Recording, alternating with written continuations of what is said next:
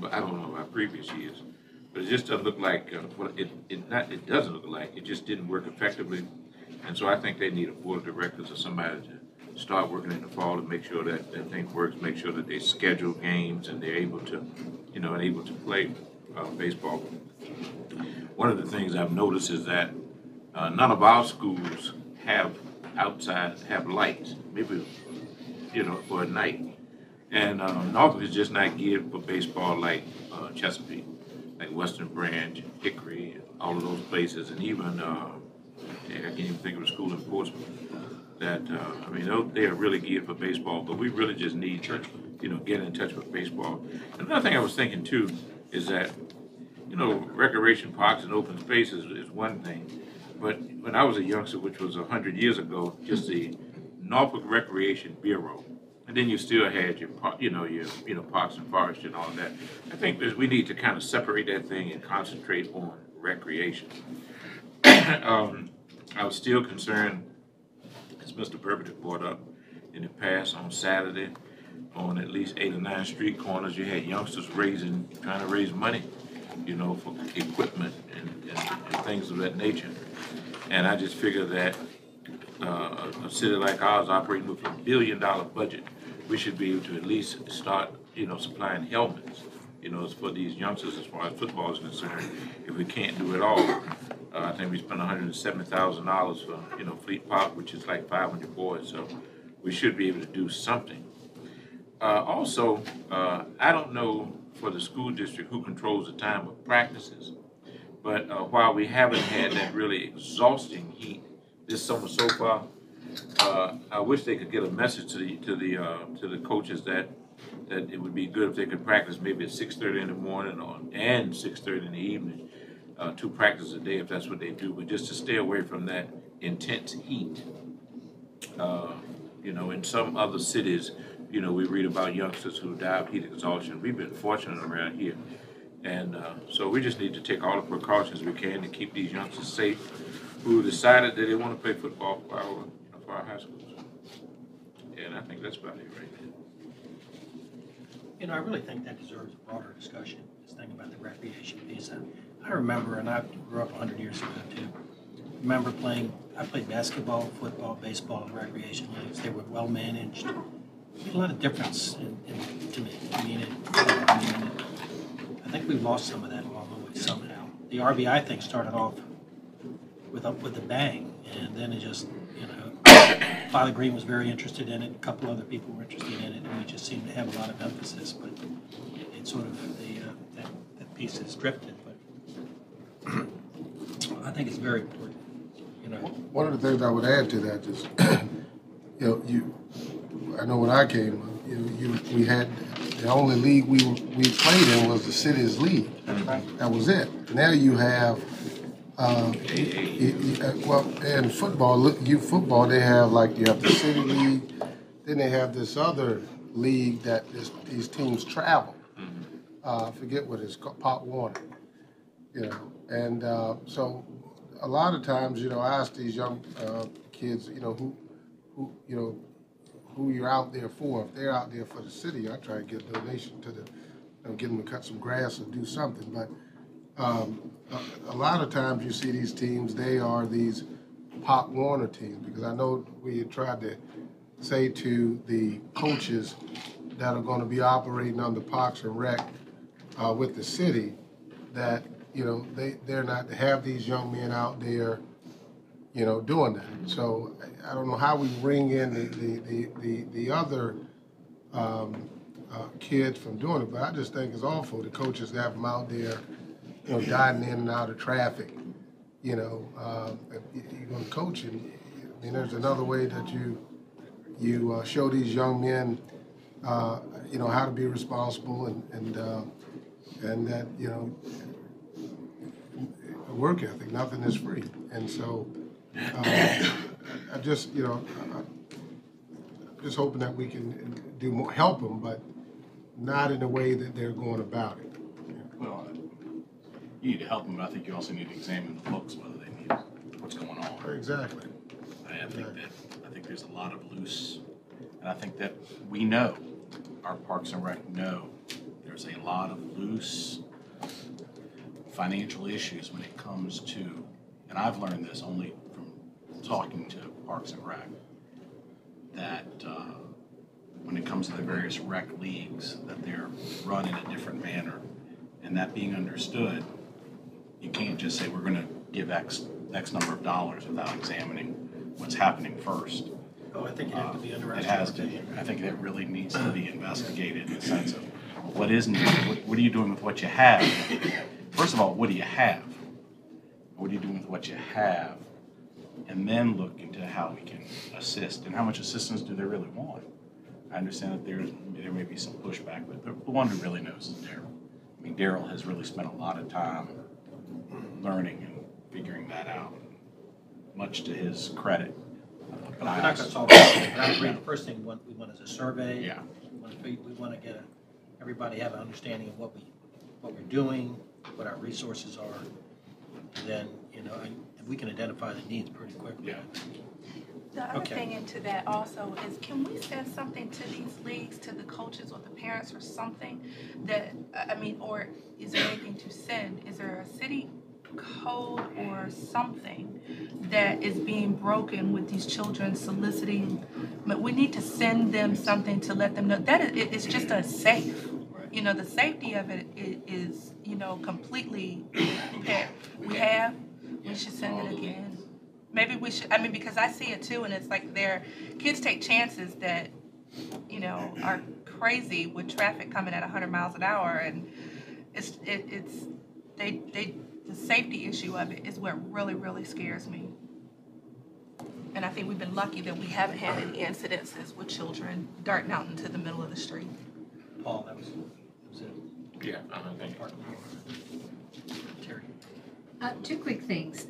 As far as the environmental group goes, I haven't heard anything about efforts for recycling in downtown and also our businesses.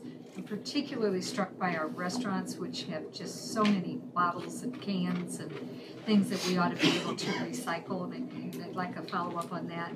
And a number of years ago, I asked about banning plastic bags in the city, and the decision then was that we would instead try to incentivize not using plastic bags. I'd really like to see how that's going. I'm not seeing a lot of places that are available where you're supposed to, recycle plastic bags. I know some grocery stores kind of do lip service on giving you a nickel a bag, but I'd like to have some kind of follow-up on that. I know there's been some increased interest in that in other places in the state, and I hope we can stay up with that. Lastly, I walk to work down Hampton Boulevard, and in the morning, you cannot hear yourself think with the trucks. I can't even imagine what it must be like to live on Hampton Boulevard with those trucks. I don't care how loud I have my iPod. You cannot hear. It is just horrific. Coming home, I come after the trucks are banned, and so it's a relatively pleasant walk. But my question is, we set up, I tried, several years ago and didn't meet any success for a number of reasons on trying to limit the trucks on Hampton. We set up a committee. I haven't heard anything really in follow-up on the work that we were going to try to do with car sharing, with the trucks agreed to try to do some other things technology-wise so they would limit their trips, all of this. And I know that we're hopeful the Midtown's going to help with some of this. But then this begs the question. I was pleased to see that the mayors and chairs have come out with working toward trying to improve our transportation. But I continue to see interest in improving and widening Hampton Roads Bridge Tunnel. And I just hope we are putting some real pressure on from this area, both the Norfolk and Virginia Beach, to emphatically tell them that this is not an option. As a taxpayer, I don't want to spend money studying HRBT's widening. Well, I know that I'm preaching to the choir here, but I just don't want it pushed so far down the road that the next thing we know, it's moving along, especially when we're not at the table. And then, I mean, I know you're as worried as I am about the ports and having that decision made without us being at the table to make sure that the ports are helping alleviate some of the problems that their traffic provides to our citizens. I know this is something everybody here at this table believes in too, but Well, that just deserves a whole day by itself, I mean, as well. The, every community on Hampton Roads, at least on the south side, is supportive, that I'm aware of, who's been asked the question and has answered, is supportive of something called the Patriots Crossing over the expansion of the HRBT. But there are people on the peninsula who continue to support into Rose Bridge Tunnel. Instead of buying into the notion that we should divert traffic from the choke point, they decide they want to widen the choke point. And that's it is. And every time we've had a vote on it, the Patriots Crossing wins the vote, or the bridge, or the third crossing wins the vote. It just is. There are some people who won't let it go. I think politically there are some reasons for it, but the VDOT is because the General Assembly members on the peninsula have been very supportive of some of them. Some of them are gone now, by the way. The widening of the HRBT, they agreed to do an environmental study. And I think that's pretty much going to fall in our favor, I'll tell you. I mean, I think even though you continue to hear about it. On the other side of the coin is that no one's going to build another expansion of either the HRBT or even the third crossing here for years. I mean, the Midtown Tunnel, I had breakfast this morning with the guy, that's where I was when you guys were at the Chrysler. I was meeting with the guys actually going to build the tunnel. And I mean, that won't be finished till 2016. Won't be anything built between now and then. There won't be anything built for years after that as well. So, I mean, we're going to be, but I will say, those guys look like they're trying to move ahead. They just spent nearly $1.5 million in Norfolk just buying trucks and added Fords in Norfolk to start to ramp up. It's a small staff of 3, and they're eventually going to be in several hundred. And but it's where are those trucks coming down? What road are they coming down? They're going to take over pretty quickly the entire Midtown, downtown, Martin Luther King, and you're going to see some improvements, I think, in stuff like some cosmetic stuff. But they're also going to be running the circuit, unlike what VDOT was doing. I mean, trying to immediately clear hazards, keep the property in shape. They've got budgets to do things now that VDOT didn't have. That's not going to really address what you're concerned about, though. We won't. I just, we've got that huge PIT lot over there that is totally vacant. It's a perfect park and ride. Perfect. People park over there, hop on one vehicle, and scoot over through the bridge. Because it's not enough to just build a tunnel. We've got to take stuff off of Hampton Boulevard. They're going to spend, the ERC guys are going to spend, that's Elizabeth River Crossing, $2 million a year with HRT, and they're going to run a bus themselves. Paul and Barkley know more about that than me, but they've agreed. They struck a deal, and it's going to be free to get people out of their cars and into the buses. And they're going to pay HRT $2 million a year to go back and forth like that. So they're going to try to address that. They're going to actually have some transit in there. So. Well, anyway, if I could get another update on that. That's a question. Is one lane safer than the other for trucks on Hampton Boulevard? Let's just say if all the trucks stayed in the center lane or the left lane. Supposed to be in the right lane. As opposed to the right lane. They also in the right lane. But they can't get through the underpass if they're on the right lane, so they verge over to the left. I'm just thinking about the possibility of jumping, the sidewalk and all of those things. And if they were if each one of them were going in, coming, were in the center lanes, then you just have all your trucks and the other cars would just be able to maybe not move as quickly as they would like to, but at least they'd be in the right lane, and we have all our trucks confined to one lane. When we had that Hurricane Isabel, I suggested that we eliminate trucks on Hampton Boulevard because they were accustomed to going on. That was you our know, missed 64, opportunity. and that was a time that we could have just, cut it off right there. It's afterwards. Okay. I got a couple of things. Well, first, the Northview Community Center, and this goes not just for Northview Community Center, but for all of our centers. We spend millions of dollars to build these facilities, and we have to be able to maintain them. And the normal maintenance and upkeep of these establishments need to be routine, not once a year, but when you have people that work in these facilities, I just feel personally they're responsible for them.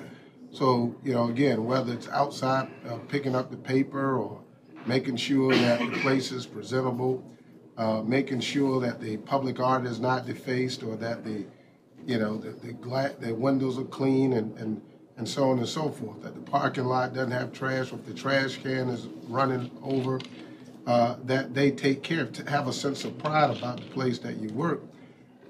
Because again, you go to some of these places and they're fairly new, and they shouldn't look like they're 10, 15 years old.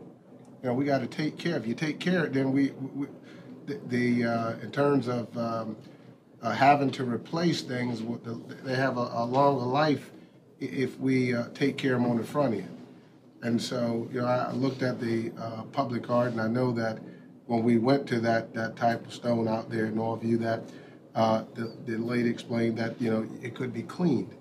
And so, unless someone has that responsibility, it's not going to be done. And so I just think that those types of things need to be ongoing, and especially with us adding the new water feature to the back, I would hope that, again, normal maintenance and upkeep will be routine. And so, again, that these things will look like we just purchased them. People walk into the center, regardless of how many kids come in and out of that facility a day, the floors should be maintained. The place should be spotless in there. The other thing I need to know, when the Chinese place on Virginia Beach Boulevard and Merrimack, when is the scheduled date for demolition? It's supposed to be last week, it was this week, or, something definitive as it relates to that. And thirdly, and this is very important to me, and I won't say the name, but we used to have a PR person that worked with the council. When we went in another direction, we had talked about that, and at some point we were going to replace that, to have that same relationship with a PR person that works with the council. We don't have that today. And for me, it's very important. When I look at all the work that we're doing in our communities, it doesn't take but a single incident for the media to jump on it and talk about what's happening negative in the community. I think it's our job to paint or tell the story of what's happening positive in these communities, whether it be Fairmont Park or Ward's Corner, whatever community it is. If we don't tell that story, then you know what? It's harder for us to try to attract people into those communities, because all they hear is by, whether it be print media or television, that these negative things are going on, but nothing to refute that or nothing to back that up, to saying, well, here are some other things that are going on in these communities. And, I remember a time where, hell, if we did just a demolition of an old building, that was covered. We did, with all the challenges or the things that have been on TV, whether it be Alexandria Street or Sewers Point Road. The other day we had something that, in my opinion, was truly significant that took place over in the Northview community. One of its kind, whether it be you go to Virginia Beach, Chesapeake, or whatever municipality you go to, you won't see it unless you go to Busch Gardens or Kings Dominion or the Ocean Breeze or one of those places. but more importantly, it was something that was done, and the young people played a critical role in helping design this water feature.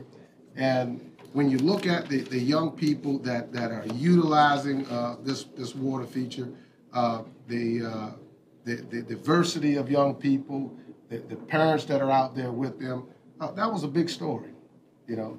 And the coverage that we got, you know, ridiculous in my personal opinion, you know. And no conversation with nobody in-house. I know that Bob was on vacation. I could have called him, but I thought that those types of things, where they said we send out the media packages. Well, to me, that ain't enough. You send out a media package, you know. I see the trucks sitting outside City Hall every day now. You know, so that to me is just not enough. So when we work hard to have positive things in our community take place, I'm expecting us to work just that hard to get people out there to notice it, to refute those things. We have to have balance as we begin to try to take back or get people to invest in our communities, not just in certain areas, but in all of our communities. People come in these areas, I didn't know that was going on. That's wonderful. But if we don't tell that story, then it ain't gonna happen. You know? So, so my question is again, are we going to have someone that we have a relationship with, that we can talk to about these things that are happening within the community, and then the attention is paid towards it? Well, I think what we ought to do is come up with a plan, like a media plan, right? I mean, and I agree. And that person, we used to have a position that worked with Breck and got downsized. And then, you know, it's not a reflection on Laurie, I mean, but it just, the council had a special relationship with that person as far as trying to promote things that we thought were important. And we ought to revisit that, I think. I kind of agree with Mr. Burford quickly. Instead of just sending a whole lot of news flashes and off again the news, use that energy to, you know, get in touch with the news people and say, come and look at this water park or whatever we want. We just have to tell our story. We let people tell it for us, you know, and that's whether it be schools or anything else. You know, one of the things that we used to do, we used to react to situations. I think we need to get out in front of and control our message. And, you know, anytime we get an opportunity to do that, I think we need to seize that moment. You know, Michelle Washington wrote an article the other day, you know, finally basically saying, you know what, with all the beatings the city has taken, you know what, after the smoke is cleared, look at all the positive things that are happening. There are cranes going up, and they're not cranes going up in other cities, but there are cranes going up. There are things happening in communities, and so she just basically gave a pretty good article, and you know, a pretty good perspective of where we are and where we're going. And I thought that was good. But what did we do to follow up to get that out to the masses of people who might not get the Virginia Pilot or otherwise, you know? So those are the type of things that we have to do, again, to entice people to look at our community. And so I'm with you, Anthony. that's all I have. Okay, Barkley? All of 4 minutes. It's almost time for the formal session. Angela? Last night we had a couple of murders. We talked about it, the vice mayor's talked about it, and I know that we have a new police chief, and I'm very happy that we have some permanent leadership. But I would like to hear, I'd like this council to hear from him on his position, on what his plans are. I know he just got here, but I hear he's quick on his feet. So, but I'd just like to hear, you know, some of the things that he has planned for the city to bring down the murder rate, to get guns off the street, to involve communities, you know, something that we can all get behind to not have these kind of incidents continue to happen in our city. because they're unnecessary and they're very senseless. And I think that, you know, I think we can lessen this. This can, you know, we can have this not happen as much as it has happened in the past. Had someone ask about the Lake Taylor track, that it's not open to the public? I don't know that that is true or not true. Lake Taylor track, the walking track, running track, and they were wanting to know if the Lake Taylor track could have similar hours to the Norview track. Actually, I had a couple of people say that to me. So if we could check on that and just see what that's all about. And lastly, I was making my Christmas vacation plans, and I realized that I was. Christmas is my favorite time of the year. It's right before my birthday. But I noticed that Christmas Eve and New Year's Eve are both on Mondays. And usually we're open half a day on Christmas Eve and New Year's Eve. And I just kind of thought it would be nice if, instead of waiting the week before Christmas and New Year's Eve, that we decided early if we were going to be open for half a day. And then, you know, we have Saturday and Sunday off, open for half a day and be closed on Tuesday. I think it would be nice to have, well, in the interest of the employees, I think it would be nice to give them the entire day, since we normally give them half a day anyway, and anybody who's got vacation and can take it usually does. So it's the skeleton crew here anyway. So just go ahead and, you know, give them just give them, you know, the whole 4 days. I think it would be, you know, on New Year's, Christmas Eve, and New Year's. I mean, I don't think there's a whole lot that gets done on Christmas Eve. And New Year's Eve. I mean, really. Take no surprise out of it. The whole week, don't worry about it. You know, so that's all I have. I think what Angela said about the chief, I do think, you know, a couple of things, and I mentioned it to Marcus actually this morning, that, and I agree with you, Angela, I think the police chief ought to schedule some time for him to talk to the council about what he thinks the state of the police department is. You know, and we've asked you to do a big job here, chief, and if there are things that you need, it's going to be incumbent upon us to make sure that you have the resources. But also have a town hall meeting and invite everybody from across the city to come in and meet our new chief. You know, I mean, there are some people who know him and some people, I mean, you know, Mike's been here forever, but there's still a lot of these civic league presidents and different folks in the community that we sometimes call community leaders that we could have a meeting up in the city council chambers. It wouldn't have to be a big event. And he could just come in and talk about what his thoughts about, you know, public safety are and about the police department and answer questions and, you know, get off on a good foot. Maybe just as soon, maybe, you know, you could do that in September once everybody's back from vacations and stuff like that. By the time you just have it on a Thursday evening down here, so let the chief could bring his key people by then. Might have some of that figured out and introduce all of them. And tell the community how he intends to organize the police department and have a good discussion. Okay. It's also good to see that he's here. I was going to say that. I mean, that was good to have chief here. I think he needs some stars on his collar. Tells me that that's not. Okay, that's all right. We should do that with our, you know, we ought to ask the new school superintendent to meet with everybody in the community. It makes a nice impression, really good impression.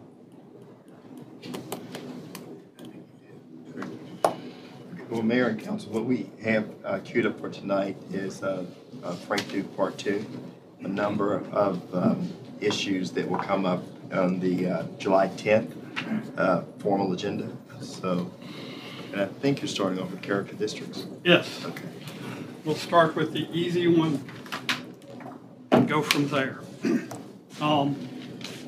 At the last meeting, City Council asked that we come back with a presentation on character districts, so we are here to try to do that presentation. And the reality is that character districts are a very simple concept that is all about maintaining neighborhood quality.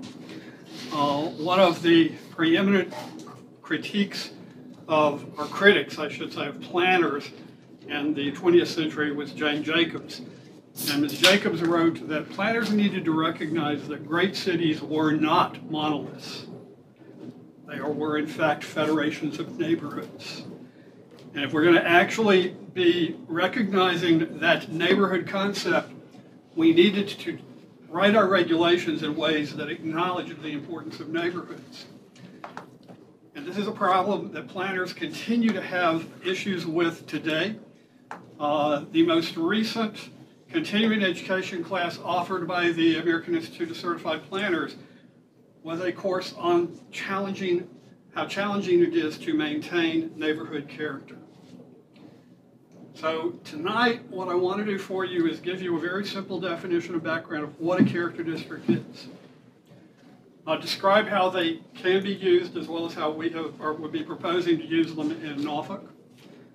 And then outline the boundaries, which is the issue that would be coming to you most quickly. And we need to outline the boundaries because those will impact a number of other items and issues that we need to bring forward. And these include the update of our general plan, Plan Norfolk 2030.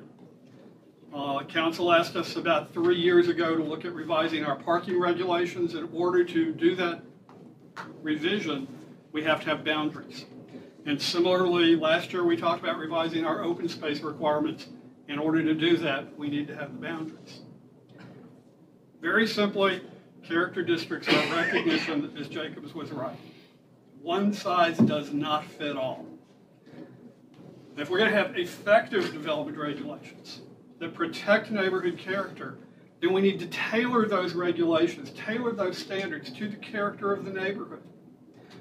And all a character district does is draw those boundaries and say, these are places that are similar to these places and they are different from these other places, and we need to have regulations that reflect those differences in order to protect community character. Nice picture. I'm still the director of the Animal Center for another 3 days. Character districts have become something that more and more planners have gained comfort in doing. They are two fundamental principles of smart growth reflect the idea of character districts.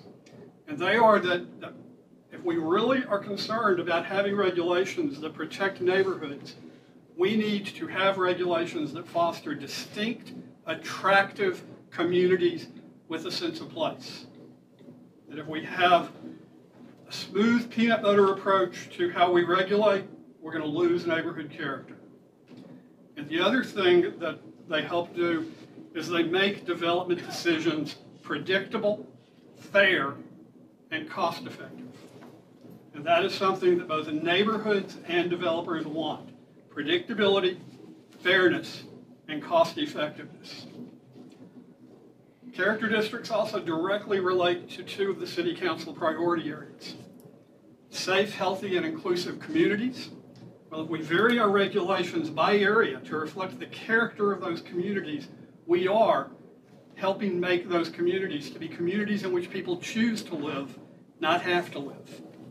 And they also are reflected in the council priority of a well-managed government, because we can use these regulations to provide certainty for development decisions so that we're not constantly being asked to waive some standards or some regulations. A couple of places that have used character districts in the past that have taken very different approaches to how they do them. Palm Beach County, Florida, divided the entire county, it's the largest county east of the Mississippi River, into a series of character districts ranging from redevelopment areas, urban, suburban, rural, exurban, and agriculture. And they only applied them in 2 areas. The level of service that the city would provide, the local government would provide, and the patterns of development patterns for planned development. So that you had different levels of open space required, and because you have different levels of service, you had some where you were going to be relying on more urban services, and some where you were going to say you will be dealing with very rural standards for development. Durham, North Carolina, when I was there, seized on this concept of character districts. And the elected officials in the neighborhoods became so enamored of it, they said, we want to rewrite all of our development regulations, our zoning ordinance, our subdivision ordinance, our general plan. Every bit of it needs to reflect this idea because neighborhoods are important. And so we rewrote all of the development regulations there to reflect the idea of a downtown, transit-oriented development, an urban area, a suburban area, and rural areas. Well, in Norfolk, the issue first came up when we discussed our parking regulations with you. This was an issue City Council expressed concern about back in 2009, where you said we've got a problem with our parking regulations because we're applying suburban standards developed by ITE in the 1980s, and we're applying them citywide. And that's great in more suburban areas of the city, but we've got very urban areas of the city, and we need different standards for that. So in 2011, we came back to you with a presentation, that's the cover for the presentation, outlining how we could do this. And what we did is we used research from ITE, the Institute of Transportation Engineers, the American Planning Association, the National Parking Association, the Urban Land Institute, and Railvolution. And we looked at best standards and the best practices that have been done around the country, and we realized that different areas of cities require different levels of parking. So we proposed these levels of parking as requirements in revised regulations, but in order to achieve this, we need boundaries. The issue came up again last year when we talked about open space. Council had asked for an evaluation of issues with multiple family housing. And what we saw by looking at demographic trends, that we're going to continue to see a demand for this kind of housing. But historically, we've had two problems in Norfolk with multiple family housing: inadequate open space, inadequate parking. And so we recommended varying the standards for open space by area of the city and applying the parking standards that we've already talked about in the parking presentation. And what we did is we researched the parking or the open space requirements that City Council has applied over the past 10 years, and we compared our standards that we currently have with the standards of similar sized cities in the region, and we said that what we ought to do is rewrite the definition of open space and then vary the standards based on where in the city it's located. Again, you need a map. You've got to have boundaries to do this. And once we do this, let's eliminate the possibility of waivers so people will have certainty of what's expected. Well, with that information and the direction from council to move forward in these two areas, we began trying to define where we would actually recommend putting the boundaries. And the annexation maps of the city began to suggest a pattern. The purple area on this graphic are the city limits of the city of Norfolk in 1850. The orange reflects what was in the city as of 1925, and the yellow is what's been annexed since 1925. And if you look at just that map with those graphics, it begins to suggest some of the areas or some of the issues with varying development patterns. And in order to check that was accurate, we went in and we actually looked at the development patterns and things that we can say are accurate about our city in different areas. In our downtown, we have a range of high-intensity uses all mixed together. There is no real separation of use. We have virtually no yard areas. Houses are built right up to the street. Buildings are built right up to the street. There's limited parking and there is widespread pedestrian and transit accessibility. In our more urban areas, the areas built by 1925, we have a mix of uses, but they're not as intense as they are in the downtown areas. There is some separation, but not a great separation. They are close to one another. You have a pattern of lots and yards, but they are not large. They're fairly small, and you tend to have a fairly regular street pattern. As you look at suburban areas of the city, you see the result of planning and zoning since 1925, strict separation of uses, large lots, curvilinear streets, and more auto-dependent uses with the larger parking lots. And if you really want to look at the difference, you can look at floor plates. The difference between the downtown area, you're seeing larger buildings, larger floor plates drawn to the street. Not a lot of areas available for parking unless it's in a structure. In the urban areas, nothing like the floor plates you have in downtown. And in suburban, you do begin to see the buildings all pushed further away from the street, reflecting more parking, as well as the lighting pattern. And all of these are for Norfolk, in case you're asking, or you're wondering. And so with that, the planning department came in and went to the planning commission, and we modified that annexation map of the city. We suggested to the planning commission that everything that has ever been covered by a downtown plan or that had downtown zoning should be considered part of downtown. And that's what's reflected in the purple on this map. Then we said that the suburban areas should really be everything that was annexed after 1925 on the east side of the railroad tracks, but also we noticed north of the Lafayette River, you've got a different pattern than you do on the south side. So we said that, even though it was annexed prior to 1925, looks more suburban in its overall pattern than what is on the south side of the river. And then we also noted that Lafayette Shores, which was redeveloped in the 80s and 90s, totally different pattern from the rest of the urban areas of the city. It is more suburban. So this is the map we carried to the Planning Commission as our recommendation on a purely technical basis. Planning Commission saw that map, and I made two changes to it. They said that the area of the St. Paul's area that is on the west side of Church Street up to Virginia Beach Boulevard ought to be part of downtown. That we ought to be looking to encourage a development pattern in that area that would be more conducive to downtown. And they said the East Beach area is not suburban. It has been redeveloped in a very urban pattern, so that ought to be treated as an urban area. So these were the two modifications the Planning Commission made. And with that information, we took this graphic out to a series of community meetings as part of Plan Norfolk 2030.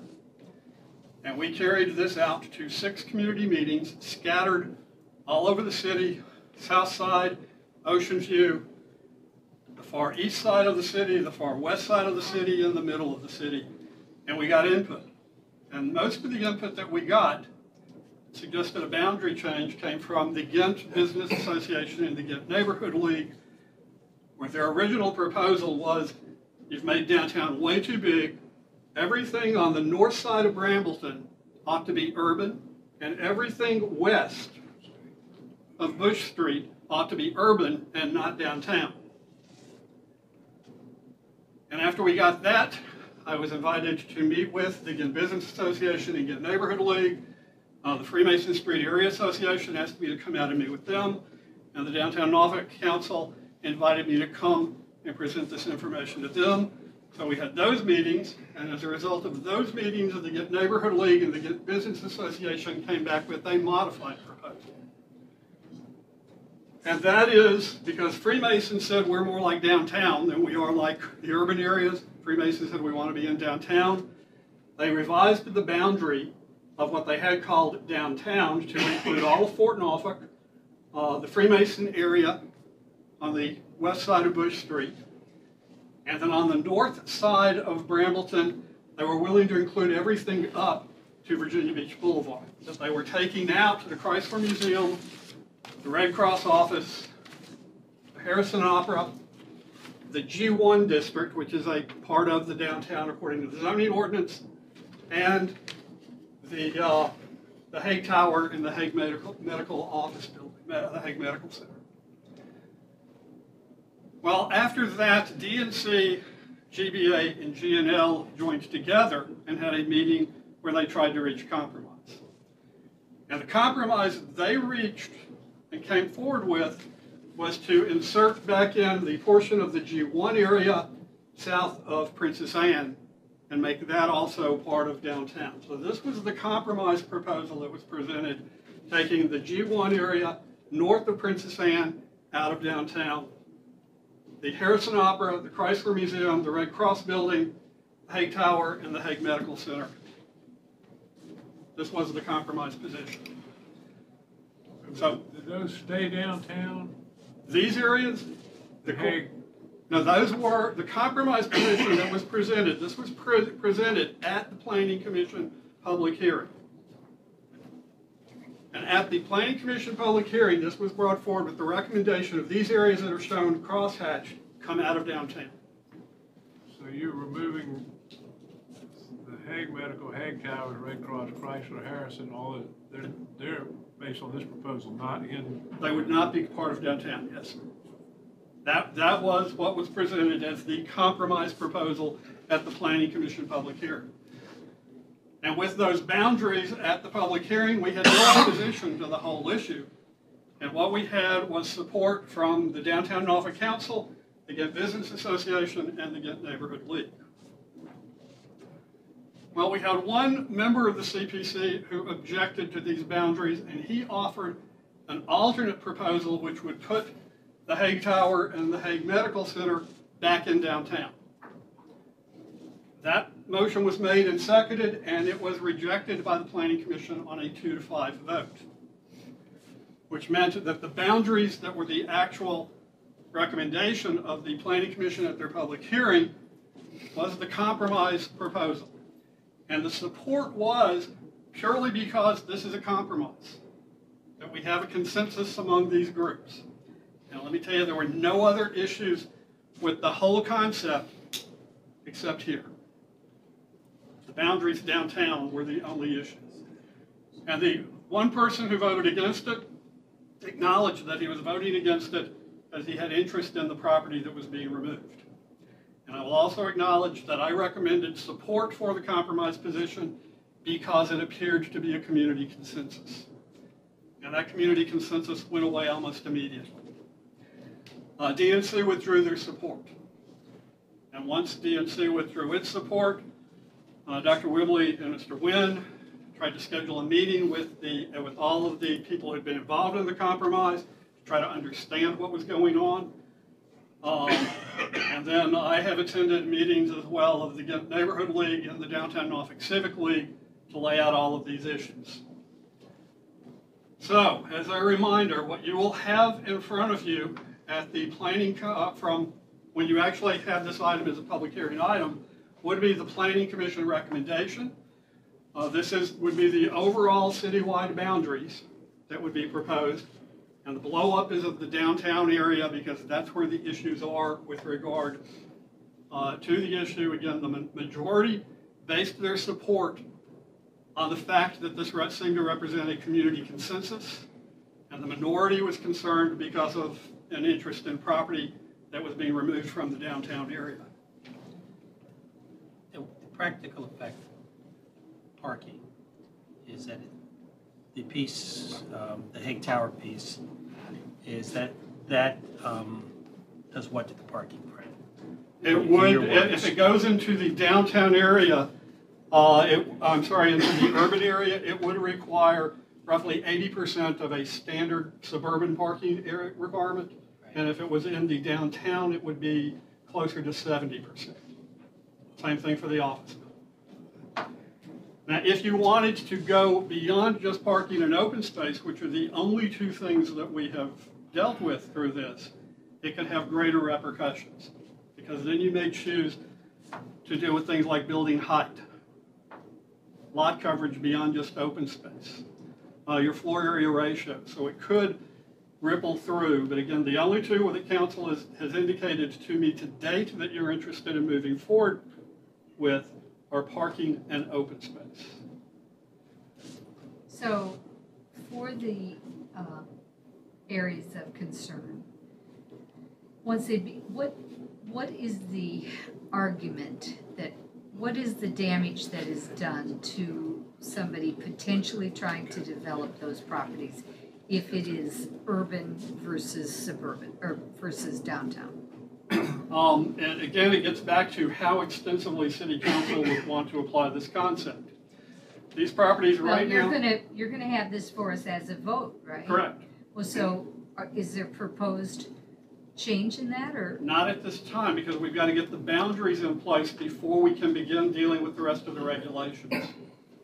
because I've got to have boundaries in order to define the regulations. So all you have in front of you, or will have in front of you, is a plan amendment so that we will have a basis for the zoning ordinance changes that would follow. Now, the potential downside to these properties, if you look at the 5 properties that are proposed to come out, Harrison, well, G1, you could just shift from being a downtown district to a special purpose district, no harm, no foul. The Harrison Opera and the Chrysler Museum could be converted from downtown zoning to institutional zoning, given what they are, no harm, no foul. The Red Cross building is currently zoned to downtown. You would need to rezone that to an office use, which could potentially have impacts for redevelopment. The bigger issues you've got are the Hague Tower and the Hague Medical Center. I don't really have a zoning district in the city that would cover the Hague Tower. Unless What's it's the zoning downtown. district now? Downtown. But what I'm saying is, what is the limit if there's a change? How does that impact somebody that buys it? Why are people arguing they don't want it to change? What's going to hurt them? Again, it all comes back to how progressive, how far city council would be interested in going with these regulations.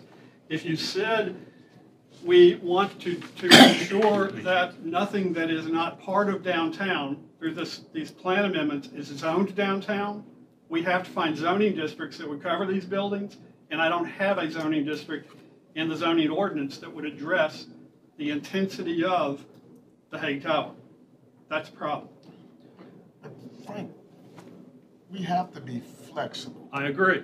okay? I mean, one of the things, it's where we were yesterday as a city, where we are today, and the folk that are coming in town and looking at investing, and, you know, we traditionally, we didn't go over X number of floors, and now you got buildings. I remember when the Granby Tower was coming, that building, I forget how many floors, I think it was like, was it 20? It would have been the tallest building in this area. And so we had somewhat adapt to, you know, those types of changes. So, I mean, I would say that I would hope that we're not so etched in stone, whereas it creates a problem or an impediment for us as a city to be able to be open for business. And I think we do need to be open for business, but the other side of that is we do need to provide some certainty. Because I share your concern, particularly as it relates to these 2 buildings, my personal recommendation, my professional recommendation to you would be that the 2 properties, the Hague Medical Center and the Hague Towers, really do belong as part of downtown. I said that in meetings with the Neighborhood League, as well as with the Downtown Norfolk Council. And my reasoning for that is looking at the character of the development. The Hague Tower is much taller than other buildings in the area. And I also look at its history. It has been part of downtown. These properties have been part of downtown. They are zoned as part of downtown, and every master plan that we have done for downtown since the 1980s has included these properties. So my recommendation to you would be to include these properties. But then I do need to again acknowledge the Planning Commission's recommendation is not to do so. And so this is the map that would be in place and before you when you actually are voting on this. The next steps in this process would be for City Council to set the public hearing, which I'm hoping we'll be able to do on July 5th. And your public hearing would follow presumably in August. And then once we have the boundaries determined by a City Council action, then we'd be able to begin moving forward with the parking and open space revisions. I'll tell you, we have completed the work on Plan Norfolk 2030. The Planning Commission has completed their work, and it has been sent to the Virginia Department of Transportation for their review, which means that we presumably would be able to move forward with the updated general plan later this fall. Frank, Mike, you mentioned the Red Cross building, which issue is that? And you said this new designation in this character district is could conceivably impact its redevelopment because you're going to require more parking there than presently. Is that right? Well, right now they are more than meeting their parking requirements because right now we are applying a very suburban standard there. Okay. Well, what in your mind it would impact it then? Why would it- Potentially, height. Height. Okay. Yeah, See what I? Go ahead. and I think that's an important point, that I think that we're talking about lowering parking standards everywhere. So that for any developer, they would have the ability to be greater, so the only opposition would come from maybe neighbors who thought that the lower standard might impinge on them. But I think that you're lowering parking everywhere and lowering open space requirements everywhere. And that's all that is on the table right now, so that we may be overcomplicating this. Okay, but we already had some height issues. I mean, we already addressed some of those height issues in the old Fort Norfolk plan. Right. Over there, right? So Right. Let's move over to the Hague piece here. And your professional recommendation is that it be part of the downtown zone. Yes, sir. And that has parking implications, It does. right? And because if it stays in the downtown plan, it doesn't need as many parking spaces. It would need roughly 2/3 down to 2/3 to 3/4. So if you're looking at that from an office building use, right now the requirement is 4 spaces per 1,000 square feet. It would change to 3 spaces per 1,000 square feet. The argument that the Neighborhood League has against the downtown designation for the Hague Medical Center is that they're worried that the place, which is, I believe, for sale now, could be redeveloped and with a very tall building that people that live across the street do not wish to have. Is that in fact true? The Hague Medical Center is not for sale. Okay, I've well, spoken let's with just say Mr. if Johnson. it is for sale. If it was to be sold or they did want to redevelop, right now they could go up with a much taller building than they have now. And I want to say possibly as high as 8 to 10 stories right now, provided they dealt with structured parking. So the height issue, to me, is less of a concern because they already do have the ability to do greater height than exists on that property right now. And if it was an urban center, urban designation, how tall could they go? Again, it would depend on how what zoning district we put them in, but it could be You reduced. see, Frank, part of this is how we vote. Correct. I need to know this to vote. So now you're telling me I'm going to vote, and I'm not going to know because then later on we're going to decide on the zoning. And Help me here. I understand that, but the challenge I've got is that height right now is not a factor. It's exactly as Mr. Pishko said. The only 2 things that are a factor are parking and open space. So we're talking in the downtown, it is the neighbors of the people, and they've told me their concern is with potential height, which is not an issue that is on the table at this point. Height does not become a factor unless you say we want to change the underlying zoning, which for these properties is still downtown, to something more reflective of being in an urban setting. Parking standard in urban is roughly 80% of the current standard, and because you would round it down, 80% of 4 would still give you 3 parking spaces. But urban doesn't, you're talking urban is height too, so I mean, what? It's gonna be taller than suburban, Right. but not as tall as downtown. Yeah, but do you have a classification? I mean, do we actually have that classification that would speak to?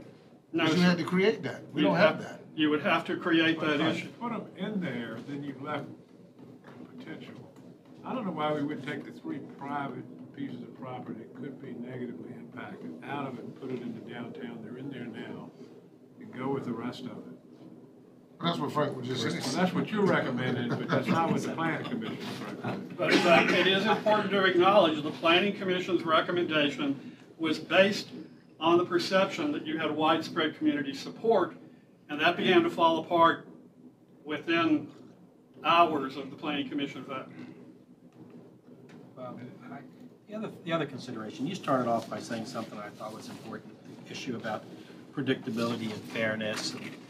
mean, if people invest significant dollars into a private piece of property here, and we come in because people who are not landowners or people who just have concerns about something that may or may not happen in the future, expect that the people who've made investments there have a right to rely on some fairness and some predictability as well. And if you're going to make them have, if you're going to fool with their parking after they have purchased the property, it's almost a taking in a sense. I mean, in my humble opinion, you're diminishing the value of what they could develop there. And so I mean, that's a real concern for me, really. I mean, I think we ought to, I like your professional opinion.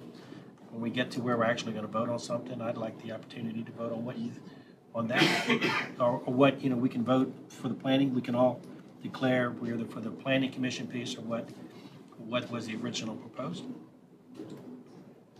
That's all. No, we'd go for what the planning commission agreed to, or Frank's new alternative. Frank originally That's what I meant to proposed say. That's what I meant to planning, but now this would be what Frank is recommending. With yours, it just appears to me that it gives us that flexibility. I would agree. Yeah. Is there any disadvantage in doing this now because we have such a narrow scope? Later, are there things that might come up, i.e. Recreation, transportation, anything? Is there anything that we are, I think Paul referred to it as later stubbing our toe on? Because we'd already voted this in, and then later changes would be difficult to do. I personally don't, the Ghent Neighborhood League asked me what advantages I saw to doing this and what disadvantages. Well, the advantage I see is it is the most effective way to protect neighborhood character. It does, as Mr. Burfoot indicated, it does give you some additional give a developer some additional flexibility, but it gives a neighborhood certainty. One of the biggest complaints why you asked me to look at parking in open spaces because you allow them to be waived. And routinely, every time anyone has asked for waivers, they've been granted. You said, can we find, Mr. Burfoot said, there's got to be a better way to do this.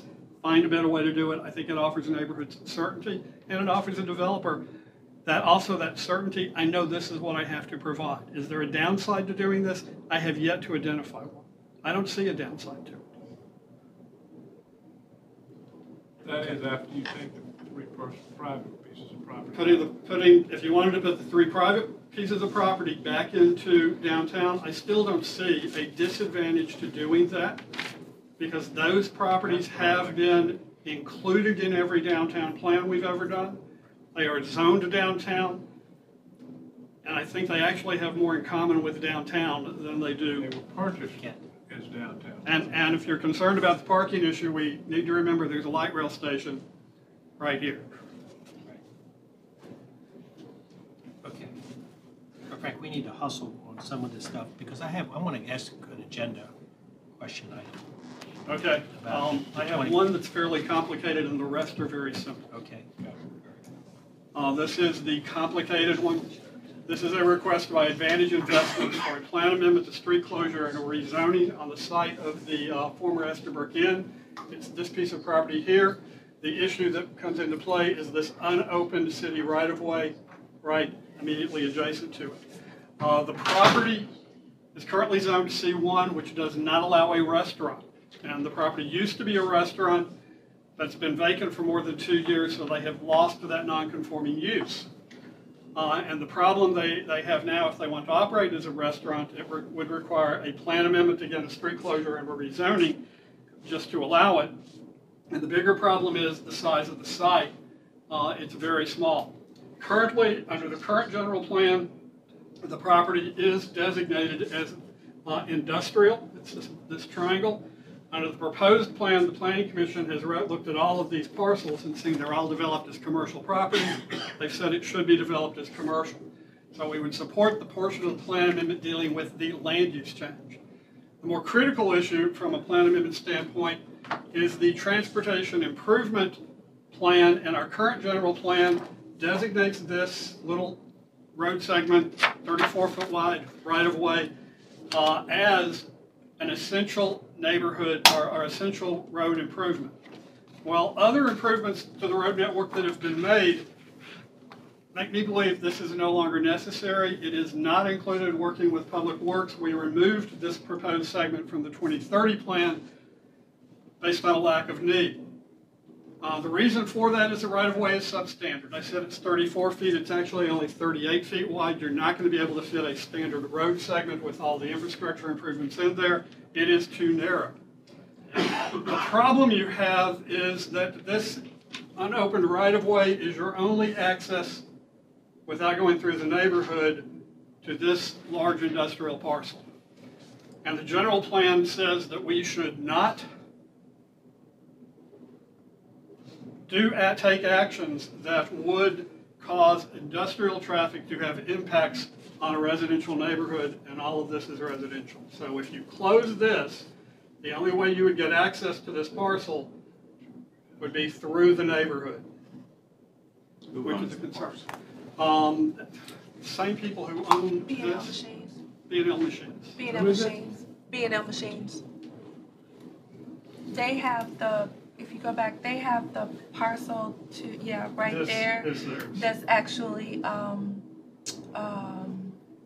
occupied and that they're operating on. How do they get in and out of that? They go down Straight down Amherst. Amherst. It It's an takes existing Chesapeake, the issue though, Andy, is it takes Amherst straight in. There's no other access to that property other than Amherst Street. You can go down a side street, go down County and hit Amherst, or you can take Amherst straight off of Chesapeake Boulevard. But that entrance into that commercial area, there's one way in and one way out, and that's it. If there was ever any development on that commercial piece of property, that's that red area there, that would bring more commercial traffic into the neighborhood because there's no other place for entry other than possibly developing the paper street, which, yeah, which There's a road there that's now being used to get to the industrial property. the paper street is a paper street. It's just bush. I went to see it. That's what they want to close. And Yes. Now, so how are they getting in there? I don't understand how that cuts off the access. well, what you do right now is you would come down Chesapeake and then the industrial traffic comes straight down Amherst. Now, if this property, if this is closed, then the only access this property would have would be to come down Amherst, down County, and they would then be required to build this portion of the right-of-way. It Get would access. redirect the commercial traffic down County Street, which is residential. It's very quiet and nice. It's residential on both sides. Or there would have to be some kind of permanent easement on the property. If they sold that red property and it was developed, because there's no other access to it right now, there would have to either be access made from County Street, or there would have to be a permanent easement so that there could be ingress and egress. I have to look at it, because I don't want, right now, nobody's going over it. Right now, no one is using it. This is only 38 feet wide, and it was used by the Estabrook Inn for years as their But it's parking. not being used now as access to No. the industrial. No, So why does closing it mean because that this there's more is, going into the neighborhood? I'm missing, so I have to go look at it. this is the only way to get direct access to that Is it being undeveloped. used? industrial Wide enough park. for that? Is It it? is 38 feet wide. Public Works has told us they typically would not build a road for industrial traffic on that narrow right-of-way, but rather than have the traffic divert through the neighborhood, they would build it. But they're not using it now. Because There's nothing because the there. parcel is undeveloped right now. I Right. understand, well, how's the traffic getting to the industrial part now? It's going down Amherst. It's coming off of Chesapeake Boulevard and it's going So down it's going through the Amherst. neighborhood. Straight It down is going Amherst. straight down Amherst now. But if they developed the second parcel and added additional commercial traffic, it would be additional traffic going into the neighborhood. I warned you, this was the complicated. Still don't understand, but that's okay.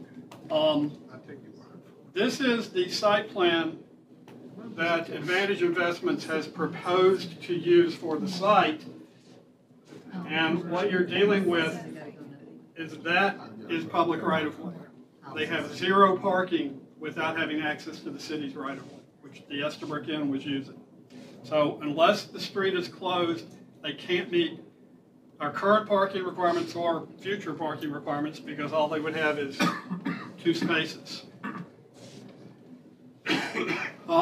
They have developed a conceptual site plan with the street closure that would show how this could be used. And they have indicated with their proposed zoning that they would limit the uses to a restaurant or an eating and drinking establishment. And they have said as part of the proposed rezoning that they would limit the hours of operation to fairly limited hours, 6 to 9 during the week and 6 to 10 on weekends. At the public hearing, the proponents included the applicant, 4 citizens, and the Estabrook Civic League, which has endorsed doing this. In opposition, we had 3 citizens as well as the owners of the industrial property, the representatives of B&L and their attorney. On the plan amendment, there is complete consensus. The plan amendment is fine. We should remove this paper street from the general plan. So we're recommending that based on a change of conditions, and we'd also recommend the change in land use based on a change in conditions. The Planning Commission unanimously voted for that as well. By removing the street, you mean what? Just take it off of the essential street list because it really is not, it is no longer an essential thing for relieving congestion, which is why it was put on there. For the street closure itself, we recommended denial based on the policy in the general plan that says we should minimize the impact of industrial traffic on residential neighborhoods, and this would divert the industrial traffic through more of the neighborhood. We recommended denial. Planning Commission recommended approval on a 4-2 vote, with the majority acknowledging the support of the Estabrook Civic League. The minority expressed concern about the impact on the residential neighborhood in the future, which people aren't thinking. And they had rejected it 2 other times. Well, they continued it repeatedly because of hoping we'd be able to resolve these issues, and then it never reached a resolution. If I had to guess, and I'm doing this from memory, I believe it was Mr. Warlick and Ms. Chandler was the other one? Yeah, the 2 realtors on the Planning Commission were the 2 who opposed it. Sounds familiar. And then for the rezoning, we recommended denial because unless you close the street, you cannot approve the rezoning. Planning Commission recommended approval unanimously if you close the street. Let me ask you this, Frank. Is it possible that you make everybody happy? I mean, if you go through with this and you close the street, but there is a caveat that says that should the industrial property be sold and it comes with a plan and that they need the use of this, that it be reopened. And if I remember, can you go back to there's medians there that are grass, are they not? That you can, right there, on Chesapeake Boulevard. Doesn't Chesapeake Boulevard have medians that are grass in front of George's Seafood up there? There are medians. That's right there, is the George's Seafood. But- That's right. the place. Your challenge is zoning can't be self-correcting. Well, I'm just asking, and I understand, but let me finish my thought. That way you've gotten the business on the books, it's running.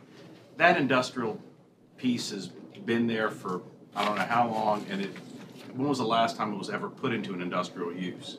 It does not appear that it has ever been developed as an industrial use. And I'm not saying that to make it the qualified taking, as you had said earlier, Paul. I'm saying this be contingent upon if a plan was to arrive and the sale had occurred and of that industrial piece, can you then use the median area in front of the store where you know how you can pull in, cars pull in, it's a large median there, that cars can pull in, you make the parking in the median area that allows cars to use that area across from George's. People pull into George's. George's is nuts to get crabs or something like that, or fish, whatever you want.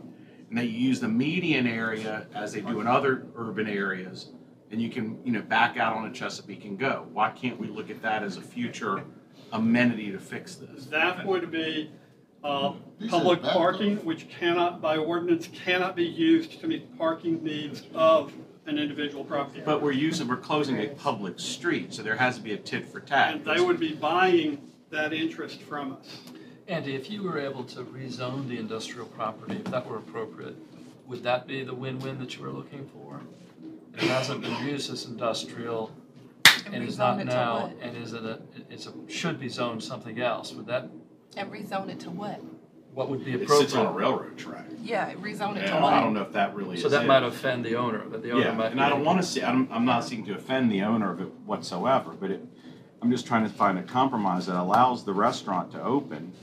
It gets tax rolls, gets back on the tax rolls, and we look at, if we need to, that down the road, maybe 20 years from now, then we look at parking in the median area that I know is used in other areas.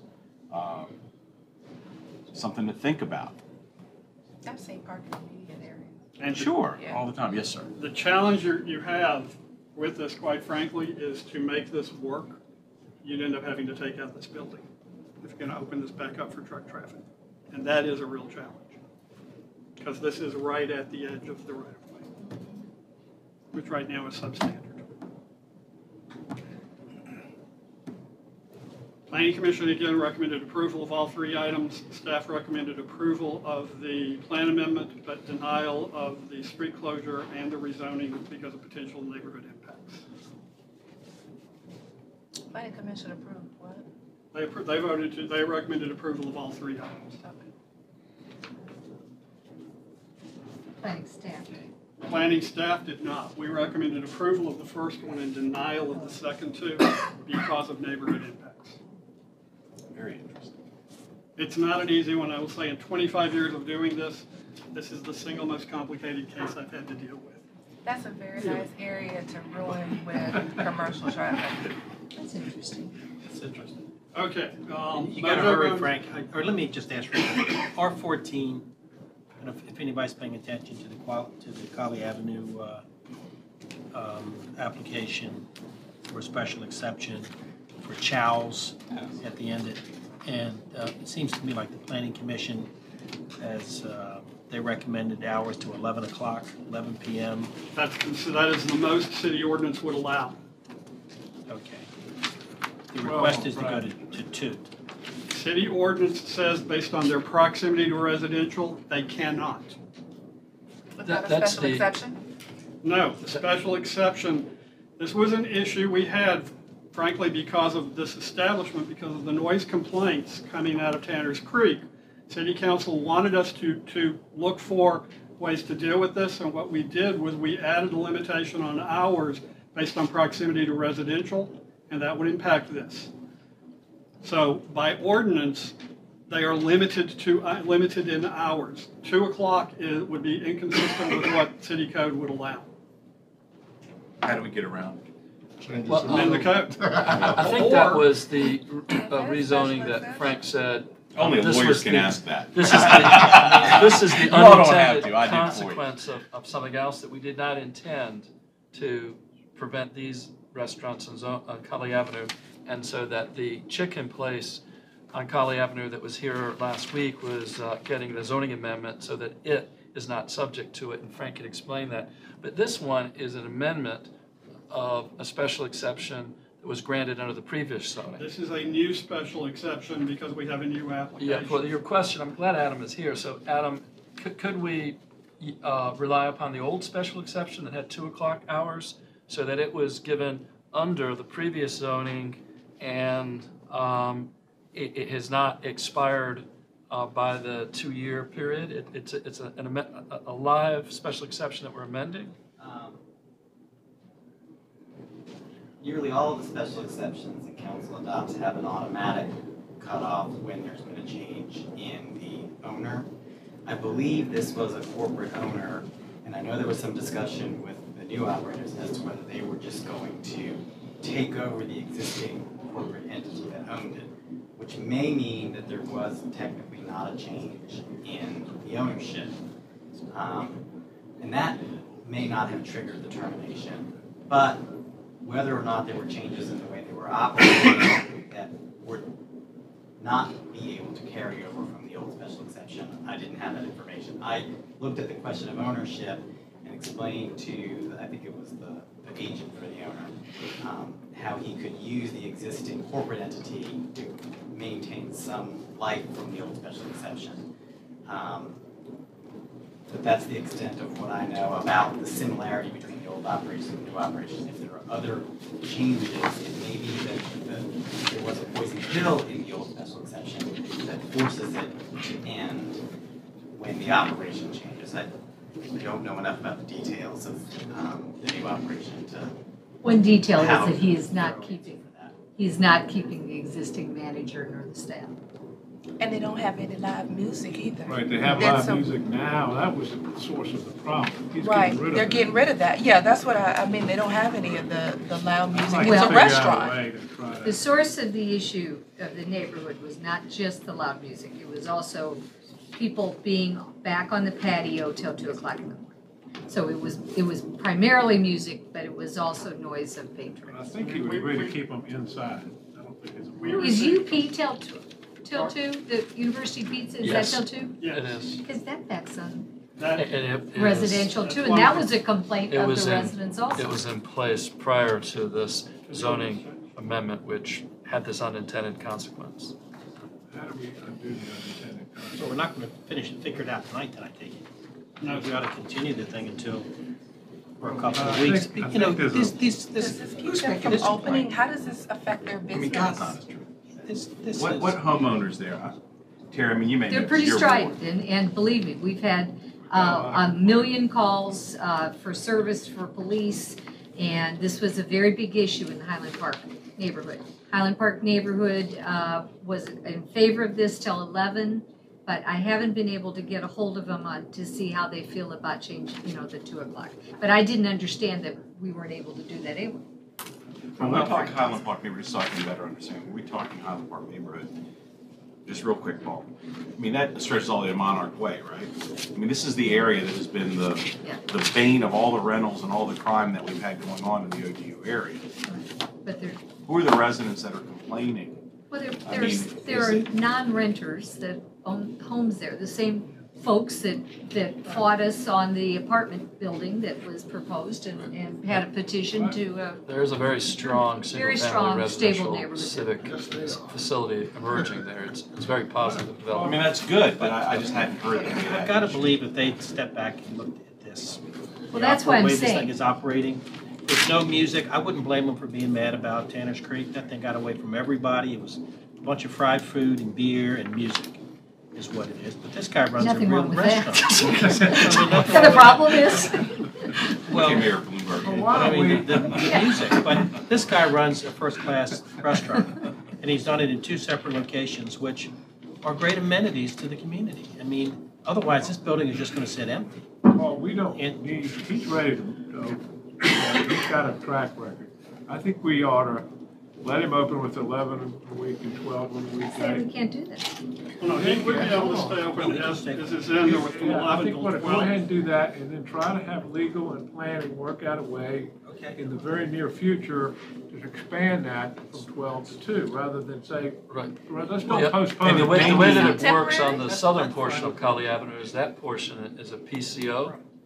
And so that if this was added to that PCO, then the 2 o'clock would apply to Well, the, let's- Well, it may mean that he can't seat outside after a specific Right, time. we need to, he's properly Maybe not to that's do a that compromise. after 12, he won't have any live music ever outside. Yeah, I mean, he's- and he can't seat after a certain So time if we go ahead outside. and approve it and then tell legal and planning to try to figure out a way to, I mean, he's ready to open, he's got it all, staffed, and so he can do the 12 But and I'm then we not can. sure he's gonna open if he doesn't have some assurance that he can stay open till that late. Because he says that's gonna kill him Well, from I the mean, get. I think he's hearing the council needs to do it, but we gotta have a little time to do it legally. I think I'm hearing that. Is there any opposition to that? So, I wanna make You it can happen make that for him. choice, do you? well, I mean, I don't think we can do it tonight, rather say, okay, well, let's postpone it for a month and then come back. I think he's ready to open and get his wait staff and whatever in there. Can we give him something temporary Well, I'm hearing nothing. until, No, can we that- provisional or Let's try to, something? let's This try is to the solve it maximum before allowed under the council current goes on zoning. vacation, Bernard. Can we try to solve this before, and let him go ahead and open and do his thing? I think we could. I know that Frank has got a heavy workload, but but between now and August would be sufficient time to bring to you an ordinance that would add this to the PCO, and then it would be governed by the PCO provisions, and then he'd be able to apply for an amendment to this for later hours. I think you've Well, made improvements in that. I still say, I think we ought to hear from the Civic League. Well, they're okay with what we would vote on. Civic tonight. League has voted to support the 11 hours that o'clock. are 11 during the Right, week but what and I'm midnight on saying is, weekends. we're pushing ahead, because this gentleman has said he's not gonna open unless he can get 1 o'clock, because he can't make it go. So we can't, I don't see any point in passing it with the promise to him that we'll give him 1 o'clock as soon as Bernard gets it straight, if the neighborhood doesn't want it. You see what I mean?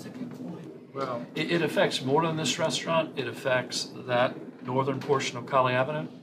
And so that we just did a boutique rezoning for the chicken wing place. And that if you added it to the PCO, then you'd have to have a hearing on a special exception. So the community would be afforded the opportunity for each of the restaurants, if you determined to go forward with that. well, The chicken I wing think place. we can't change it tonight, so I No, think we give him on a Colley chance Avenue. to, prove it like The it old is, diner. and with the hope that he's gonna get it. And He then doesn't you're have to gonna make- open, you can approve it, or, he doesn't have to. He can wait till he gets it if he wants to. If he But doesn't I don't get think it, I don't think we gets have a it, then you choice, have it. but I think we ought to let him at least have the flexibility. All right, well, we're done unless anybody, you got any other questions? Real quick, if anybody's, any of these So Mojo what was Bones, the plan on Sarah Mojo Bones? What was it? Mojo Bones is again asking for Right. the additional hours they have asked for previously. So this is just really they're coming back, trying again. Yes, we recommended denial and Planning Commission recommended denial on this one. There are negative votes also on the other 3 items I was scheduled to do a presentation on. Sarah Constant Shores is. This is the Ronnie Boone's Pavilion, where there was significant neighborhood opposition because of noise and traffic.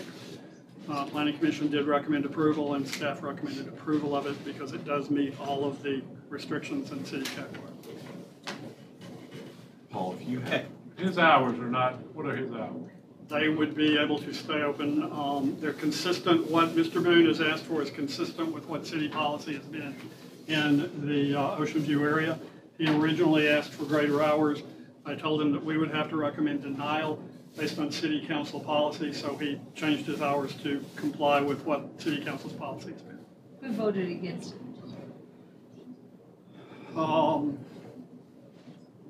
Stand up.